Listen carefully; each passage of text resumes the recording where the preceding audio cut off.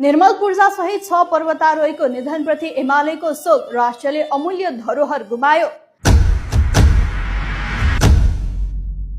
दोस्रो विश्वविख्यात नेपाली पर्वतारोही निर्मल पूर्जा निम्स दाई सहित 6 जना पर्वतारोहीको पाकिस्तान स्थित बोर्ड पिकमा हिम पहिरोमा परि भएको दुखद निधनप्रति नेकपा एमाले गहिरो शोक व्यक्त गरेको छ। एमालेका महासचिव शंकर पोखरेलले शोक वक्तव्य जारी गर्दै यो अकल्पनीय घटनाले पार्टीलाई अत्यन्त स्तब्ध र मर्माहित बनाएको बताएका छन्। हिम पहिरोमा परि निर्मल पूर्जासँगै पूर्वबहादुर गुरुङ, किली पेम्बा शेर्पा, निमा शेर्पा, नवाङ थिन्धु शेर्पा र ग्याल्जेन शेर्पाको पनि निधन भएको हो। एमाले उनीहरूको असामयिक निधनसँगै नेपालले पर्वतारोही क्षेत्रका साहसी, अनुभवी र विश्व सामु देशको गौरव बढाउने अमूल्य सन्तान गुमाएको उल्लेख गरेको छ। निर्मल पूर्जाले विश्व पर्वतारोही क्षेत्रमा नेपाललाई नयाँ उचाइमा पुर्याएका थिए। उनले छोटो समयमै विश्वका 14वटा 8000 मिटर भन्दा अग्ला हिमाल आरोहण गरेर इतिहास रचेका थिए। उनको योगदानले नेपाली पर्वतारोहणलाई अन्तर्राष्ट्रिय स्तरमा नयाँ पहिचान दिलाएको मानिन्छ। यस्तो दुःखद घटना पछि विभिन्न राजनैतिक दल, सरकारी निकाय, पर्वतारोहण